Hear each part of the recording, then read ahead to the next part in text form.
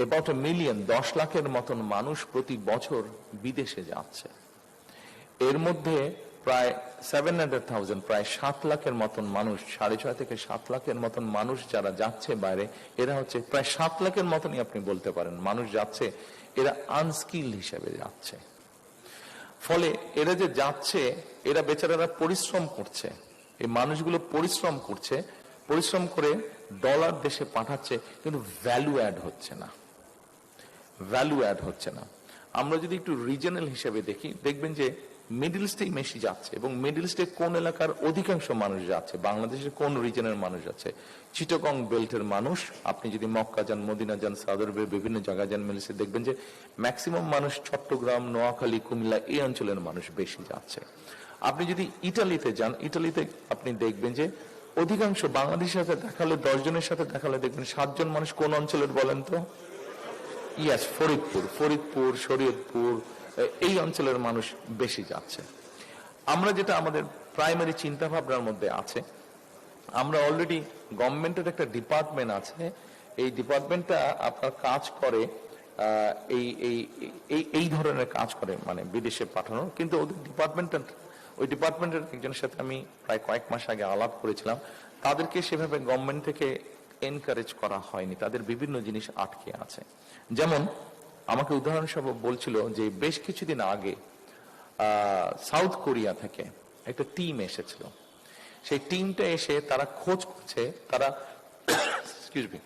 তারা ওয়েল্ডার চাচ্ছে। ওয়েল্ডার মানে ঝালাই করবে একটার সাথে একটা ঝালাই। আপনাদের মনে হতে পারে ব্যাপারটা তো খুব ইজি, কিন্তু তারা খুঁজে পায় নাই। এটা আপনার কাছে মনে হতে পারে যে তাহলে হয়তো সবারই মনে প্রশ্ন আসবে, এটা নিশ্চয়ই তারা ঠিকভাবে খোঁজে নেয়। নাহলে আমাদের রাস্তাঘাটে চলতেই দেখি কত ওয়েল্ডার, দোকানপাটে দেখছি যে এই যে ওয়েল্ডিং করছে, গাড়ির জিনিসপত্র ওয়েল্ডিং করছে। না, তারা খুঁজছিল আন্ডার ওয়াটার ওয়েল্ডার।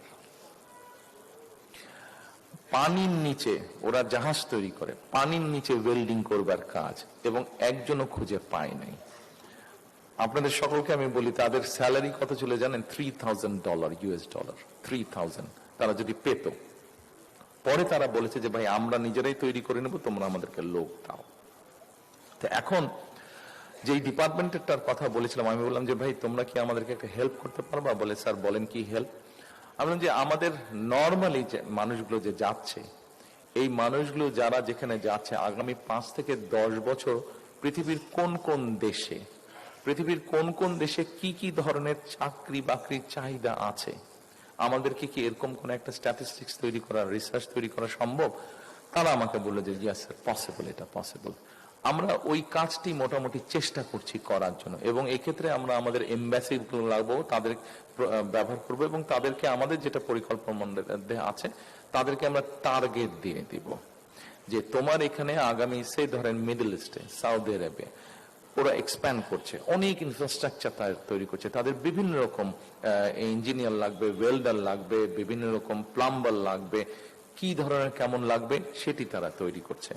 যেমন ধরেন আমরা জাপানের কথা যদি তুলনা করি, এই মুহূর্তে আমরা যদি জাপানের পপুলেশন ডায়নামিক দেখি, তাহলে তাদের কি ধরনের পপুলেশন। আমাদের এখানে যখন ইয়াং পপুলেশনের সংখ্যা বেশি, almost half of the population বলা যায়, অ্যাটলিস্ট হাফের কাছাকাছি মোটামুটি। জাপানে কিন্তু আপনারা নিশ্চয়ই অনেকেরই ধারণা আছে, জাপানে ঠিক অপোজিট, কিন্তু ওখানে এল্ডারলি মানুষের সংখ্যা বেশি, ইয়াং পপুলেশন সংখ্যা কম। এখন এই কারণে দুটো সমস্যার মধ্যে জাপান পড়ে গিয়েছে। কি সমস্যায় পড়ে গেছে? এক, তাদের ফার্মিং ল্যান্ডগুলোতে তারা প্রপার লোক পাচ্ছে না ফার্মিং এর কাজ করার জন্য। দুই, যেহেতু এল্ডারলি মানুষের সংখ্যা ওখানে বেশি, সেই জন্য তাদের কেয়ারার প্রয়োজন।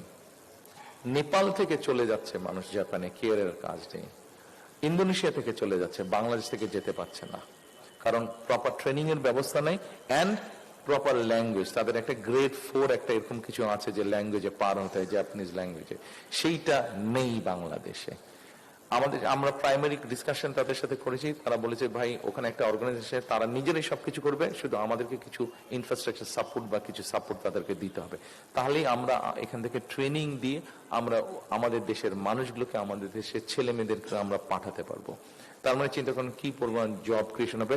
একটু আগে আমি বলেছিলাম যে ভ্যালু অ্যাডের কথা, সেই ভ্যালু অ্যাড করতে পারবো আমরা।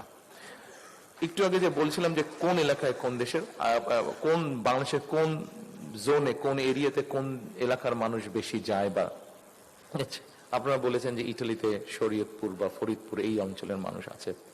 আমাদের চিন্তা ভাবনার মধ্যে যেটা আছে যে ফরিদপুর এরিয়াতে যেই ভোকেশনাল ইনস্টিটিউশন গুলো আমরা করব, ঠিক সিমিলার প্রবলেম কিন্তু আপনার একই প্রবলেম, পপুলেশনের একই প্রবলেম ইটালিতেও আছে।